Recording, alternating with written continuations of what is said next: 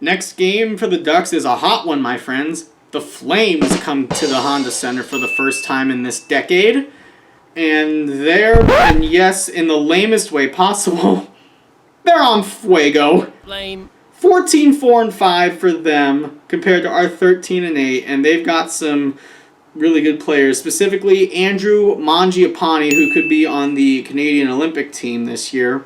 This is his first, I think, full year in the league. 16 goals with 3 assists for 19 points in 23 games. He's a left winger. A guy we know pretty well, Johnny Gaudreau, who they call Johnny Hockey, has 9 goals, 17 assists for 26 points. Gaudreau also has 3 goals and 6 points in his last 5. Defenseman Noah Hannafin doesn't score a ton of goals, but he can score some. He makes a lot of good plays at the point, passing the puck around, distributing it to all the forwards and his other D partners. This season, Hannafin only has 1 goal and 8 assists for 9 points through 22 games played. He's never been a big goal scorer. His most goals he scored in the season was 10 in 2017-18. Interesting. Rasmus Andersson is a +6 rating in his last 5. Almost never scores goals. He only has 12 career goals in 238 games played. Doesn't have a goal this year. Has 11 assists for 22 points, so a point in every other game. Yeah, he had 5 goals last year, and he's never scored more than 5 in a season. For the Ducks, Isaac Lundestrom has 3 goals in his last 5 games, so he's been quietly performing at a good level.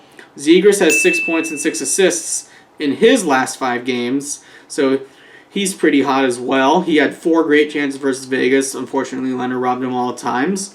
Troy Terry, again, not going to forget about him. 15 goals, 10 assists, 25 points, 23 games. Getzlaf, who I don't think is going to play tomorrow, he's out with lower body injury.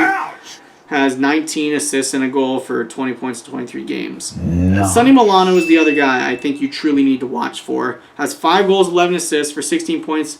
He has been making some great plays for the puck.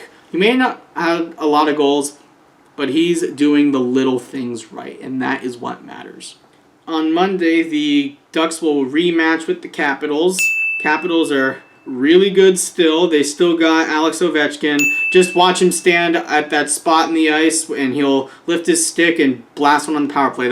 He's been in that spot for so long that spot's probably got a divot in it by now. Correct. Ovechkin's got 5 goals in his last 5, and overall 19 goals and assists, 38 points, 24 games played. He's on fire. Tom Wilson, like I mentioned in the last video, enforcer, gets in your face. Just don't mention what he did to Artemi Panarin. 6 goals, 9 assists. Nice. In his last 5 games.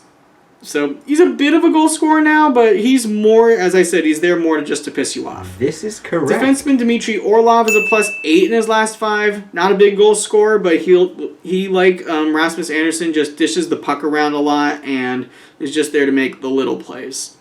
A 2nd-round pick in 2009, 25th overall. I think they may start Vitek Vanacek in that game. And then the final game that I'll talk about here, another back-to-back, a rematch with Buffalo.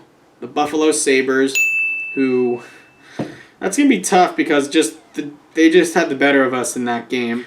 Tage Thompson is this team's leading goal scorer with 10 goals, 6 assists for 16 points. He's 6'7", 218, so hard to miss on the ice. Rasmus Dahlin, their defenseman, has 3 goals, 12 assists for 15 points in 23 games played. He also has 4 assists in his last 5 games. Tage Thompson has 4 goals in his last 5. Jeff Skinner, another forward who they signed to a forever contract, and it's not good. But he's been good this year. The contract's not good. 6 goals and 6 points in his last 5. He's had big goal total seasons in the past. His most he actually scored 40 goals in 2018-19 with the Sabres. He has 7 this year, and he had 14 last year. Skinner, he's not elite, but at least the last season or 2, but he's really, really solid. So keep your eye on him. And then Colin Miller, not a big goal scorer, but as I said, good puck handling defenseman. So keep your eye on Tage Thompson, Rasmus Dahlin, Jeff Skinner, and Colin Miller. And for predictions, just remember, if you're playing Calgary, do not make a bad turnover or else you'll get burned by the Calgary Flames. The Ducks have, even though the curse of Honda Center is over for the Flames, you may remember that the Flames took like 29 tries with the Flames to get a win at Honda Center at a point. I still think the Ducks are going to beat them because I'm going to play the history, and I think Jacob Markstrom isn't unbeatable versus us. So I think, or actually no, they're going to play Dan Vladar. I think the Ducks can beat Vladar because he's not super experienced. I have the Ducks winning this game by a score of 4-3. Let's go in overtime. Washington, I think the Capitals are going to want revenge after what we did to them, and I think that they're going to kill us like we did last time we were in Washington. It's going to be a 5-2 victory for the Caps, and then for the Sabres game, I think the Ducks can get revenge on them, and the Ducks will take this game by a score of 3-1. That's my predictions, and that's it for this episode. What did you think? Comments below. Remember to like the video, subscribe to the channel if you have not done so already, and stay tuned for Angels recap.